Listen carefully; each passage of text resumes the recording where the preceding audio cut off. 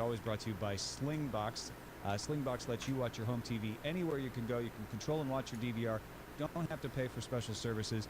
You're not limited to certain channels. Works with an iPad, any smartphone, iPod Touch, or laptop, or tablet. And to get started, you just connect it to the internet. So the Mars Curiosity Rover is going to be landing in a little bit. You can watch your home and I TV. thought it'd be interesting to go ahead. At Best Buy and Amazon, and you can learn more at slingbox.com. And I'm going to watch this while I Joining record. us for the coverage today, with us for the whole hour, John Strickland from the Tech Stuff Podcast. It doesn't land for another hour. Thanks for staying up so I'm going to late get out some there on the East stuff Coast, done. John.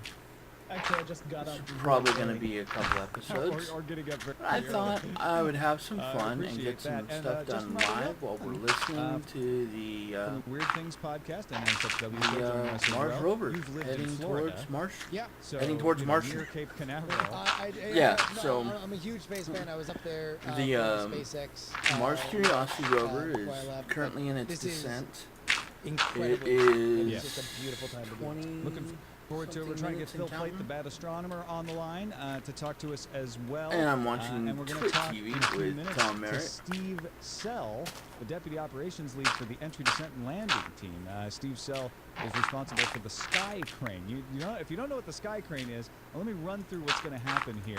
Oh, yeah, they're talking about the sky crane right now. I don't know how well you guys can hear this, will begin its entry but into this atmosphere is just amazing Mars stuff to me. at I really 5.8 dig kilometers per second. the whole For about 4 space minutes, race the stuff. atmosphere will slow it down. The atmosphere is very thin on more Mars. money It into will it decelerate myself, to about 500 meters per second, fire off 6 tungsten weights that weigh 25 kilograms apiece, straight out the side. So, that slows it down a here's little the bit. It new also will deploy a supersonic farm. parachute. It will fall with that parachute for a while. About 29 minutes after the hour, the heat shield cleaning will up fall the off, old won't be farm. necessary anymore. Radar will lock on the surface, try to make sure they're going to the right place. It'll be going about 150 meters per second at that point, and about 29 minutes after the hour is when we lose direct observation of the rover. We'll be relying on the Mars Odyssey satellite to give us information on it at that point. 30 minutes after hour, the parachute goes off, the back shell separates, the rover and the sky crane will then be exposed, and they'll move horizontally away from the back shell so that they won't land in the same place. Also at that point, the sky crane throttles up its engines to 100% and starts using them to slow the descent by firing down. They're about 1.5 kilometers above the surface at that point.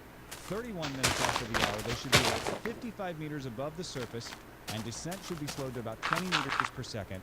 And then when the rover gets to 20 meters above the surface of Mars, 4 of the 8 engines will shut off. The rover will separate from the sky crane apparatus and descend to the surface of Mars on cables. That's the craziest part of this whole thing. That's what Steve Sell is responsible for. The bogey wheels will deploy on the rover. It will land on the surface, we hope. And when the cables go slack, that's the signal for the rover to disconnect the cables. Once the cables disconnect, the sky crane senses that, flies off away, and crash lands, so that it's not going to contaminate any of the area that the rover is going to explore. And then the actual mission begins. Pretty crazy stuff, John. Yeah, it's a pretty complicated procedure to land a 1-ton vehicle on the surface of Mars. This is a much larger rover than the previous ones that we've sent up there. The other ones have used other methods for landing, so that's why this whole sky crane yeah, is like necessary, crashing into the planet. those methods That's a great method and of something landing as large and as rover heavy onto the as planet. the Curiosity Rover. So I'm very, very excited to see if this in fact See, in the works, last because if 2 it does, it is a rovers true they've shot feat up of there engineering. have And just to give people let's see, context, one of again, the this is a last one $2.5 billion is sunk in the bottom project. of the And to give you Atlantic. context, Didn't even get off the. NASA Didn't even budget make was it into cut the from stratosphere. 1.5 billion to 1.2 billion in the coming fiscal year.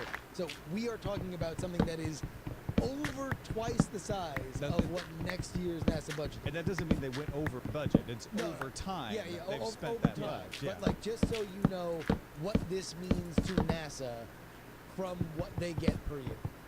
All right, we've got Phil Plate on the line with us. Phil, I know you're doing a hangout. We're going to let you get back to that real quickly, but we've sort of told everybody what's going to happen tonight. Technically speaking, how do you think it's going to go? Yeah, okay. Sure, why don't you just throw me in that way? Give us the odds. Give us the odds, Tell Phil. us for sure, Phil, that this is going to go great.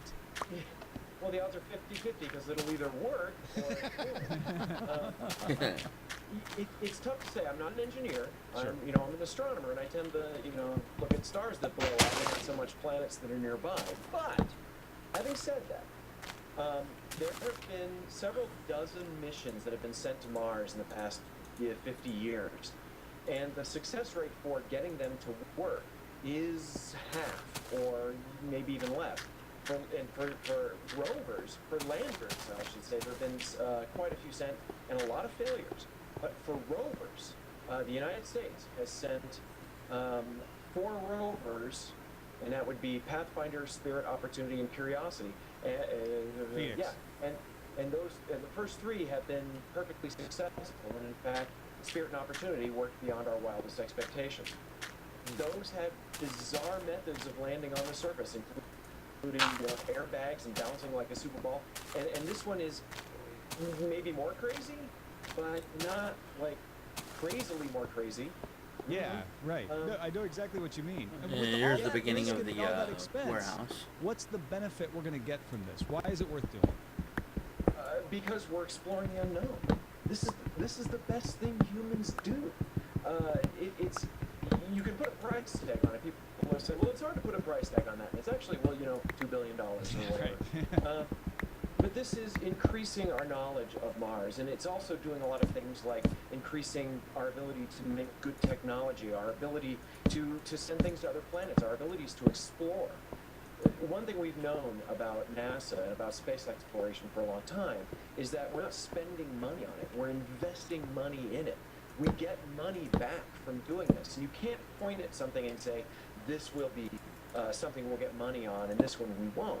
But what happens is you do more and more of this, you do start to get that money back. And in fact, Apollo has essentially paid itself off in the time since we've done it. And a lot of our exploration does this as well. And that's just, that's just the money. And I hate to talk that way. This is something we need to do. We need to explore. We need to see what's around the corner. We need to see what's over the hill. Mars is a planet that used to be like Earth. It's not anymore. Venus is a planet that may have been like Earth, and it's not anymore. Why are these planets different than us? What is it that happened to them that didn't happen to us, or vice versa, that made them inhabitable and makes our planet such a wonderful place? We need to learn this stuff, if only for our own self-interest, but also because these are some of the biggest questions we have. Is there life out there in the universe? And if it's out there, could it possibly be on one of the closest planets in the entire universe to us? That's one of the great questions we can ask. I couldn't agree more.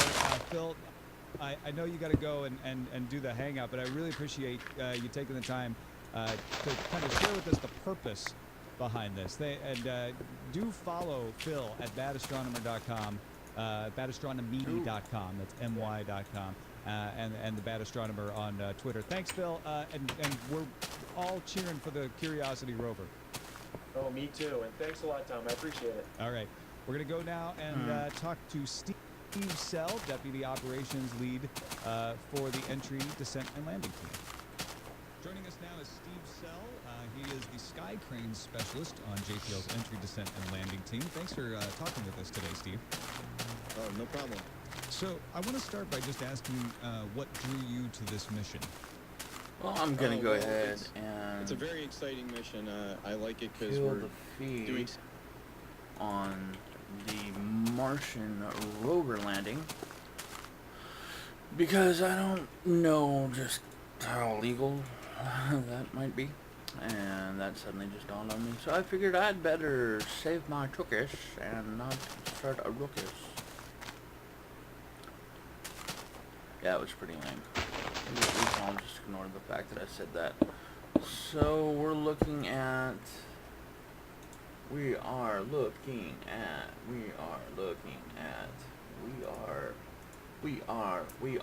The usernation.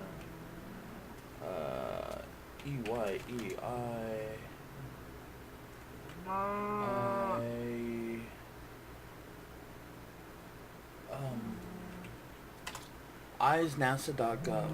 Curiosity Rover.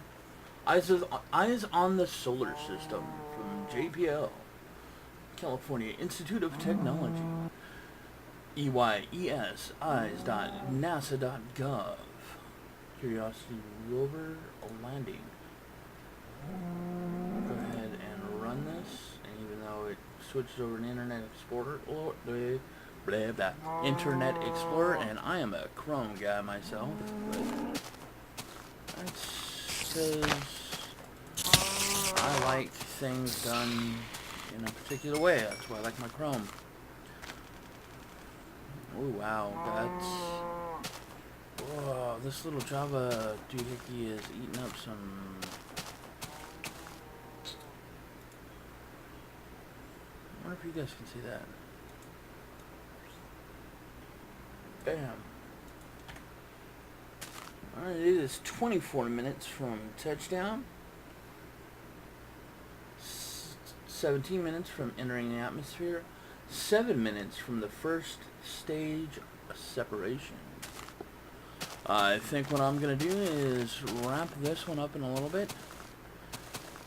Go grab a nice hot cup of coffee.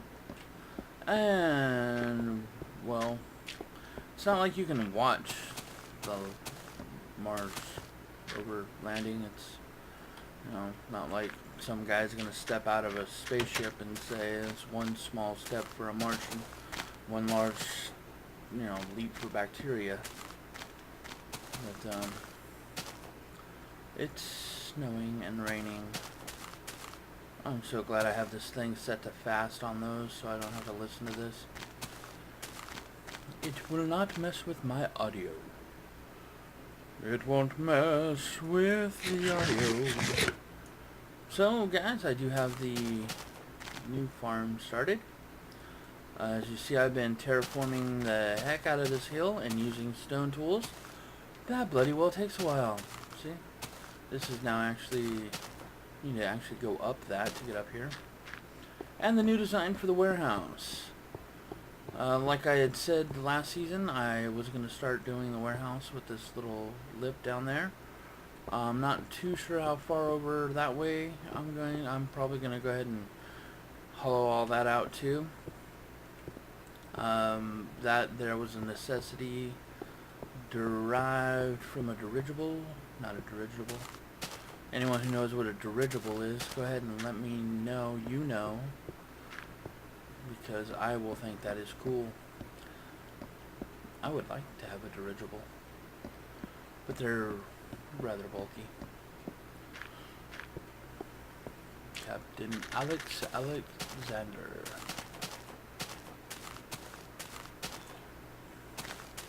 He lived by the sea. Okay, yeah, so I put the wood in place where I'm going to be putting the pumpkins once I get the whole warehouse kind of set up. So I got to dig the little trench here in the warehouse, and put a light back there. I wouldn't want something spawning back there. Hello. Oh. Yeah, having all this stuff running is creating a little bit of lag. Alright. Well, first stage separation in 4.5 minutes. I hope you all have a good time. I will be having a great night. I'll be listening to the Martian rover landing. I'm probably going to bed, which is in 21 minutes till touchdown. Ladies and gentlemen, you've been watching Uncle Mongo, and we're talking about the Curiosity Rover landing. Please tune in tomorrow when I let you know what I thought of it, if I watched it, because man, I am really tired. I've been up for a long time because I thought this was landing at 10 a.m., not 10 p.m. I got off work at 9 in the morning. If you watched TechIt Part 2, that was just recorded earlier today. And blah, blah, blah, blah, I'm tired. So, ladies and gentlemen. Ladies and gentlemen, boys and girls, squirrels and nuts of all ages, thank you for watching Uncle Mongo, and Village Defense Season 2. Have a beautiful evening.